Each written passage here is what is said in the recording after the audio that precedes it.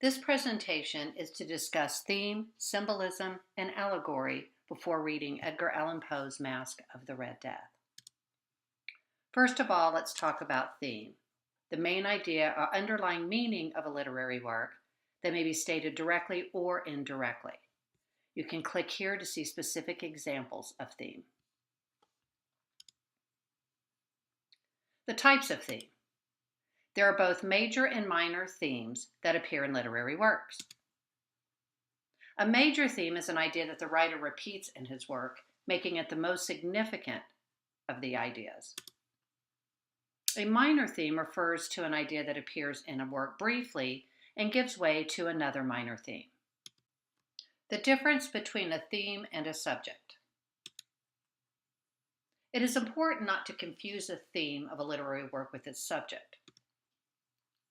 A subject is a topic which acts as a foundation for the literary work, while a theme is an opinion expressed on the subject. For example, a writer may choose a subject of unrequited love for his story, and the theme of the story may be the writer's personal opinion that love is sometimes painful. Usually it's up to the readers to explore a theme of a literary work by analyzing characters, plot, and other literary devices. You can click on the link here to see some of the other literary devices that influence theme. Presentation of themes. A writer presents literary themes in a literary work through several ways. Through the feelings of his main characters about the subject he has chosen to write about, through thoughts and conversations of different characters, through the experiences of the main character in the course of a literary work, and through the actions and events taking place in a narrative. Function of theme. Theme is an element of a story that binds together various other essential elements of a narrative. It is a truth that exhibits universality and stands true for people of all cultures.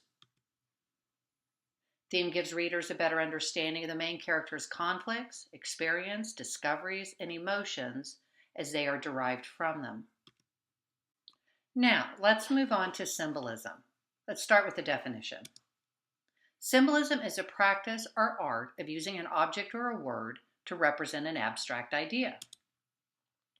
An action, person, place, word, or object can all have symbolic meaning. There are different forms of symbolism. An object representing another to give it an entirely different meaning that is much deeper and more significant. For instance, the American flag represents freedom and a dove represents peace. An action or event or a word spoken by someone may have symbolic value. For instance, a smile can symbolize friendship. Symbols shift their meaning depending on the context they are used in. A chain, for example, may stand for union as well as imprisonment, depending on the situation. The symbolic meaning of an object or an action is understood by when, where, and how it is used. The function of symbolism. First of all, it gives a writer freedom to add double levels of meaning to his work, a literal one that is self-evident, and a symbolic one whose meaning is far more profound than the literal one.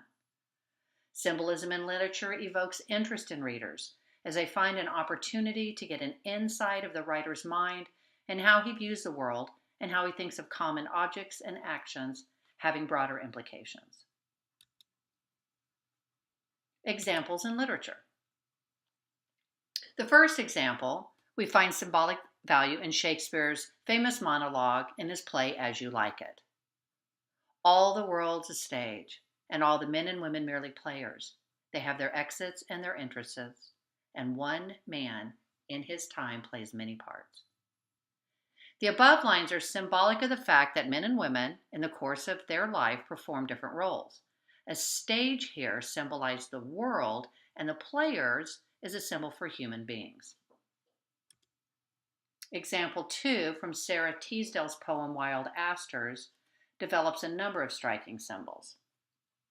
In the spring I asked the daisies if his words were true, and the clever, clear-eyed daisies always knew.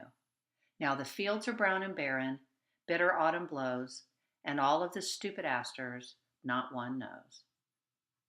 In the above lines, spring and daisies symbolize youth, brown and barren symbolize a transition from youth to old age, and bitter autumn symbolizes death. Here are some examples of allegory that you are likely familiar with. From the childhood story The Tortoise and the Hare from Aesop's Fables, we learn that the strong and steady win the race.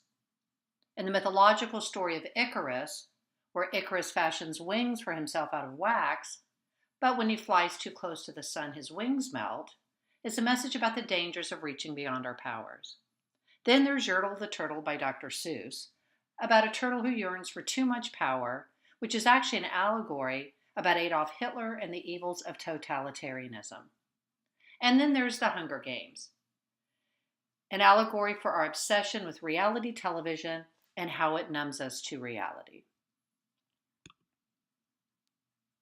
The next step is to use your knowledge of theme, symbolism, and allegory to aid in your understanding of Edgar Allan Poe's Masque of the Red Death.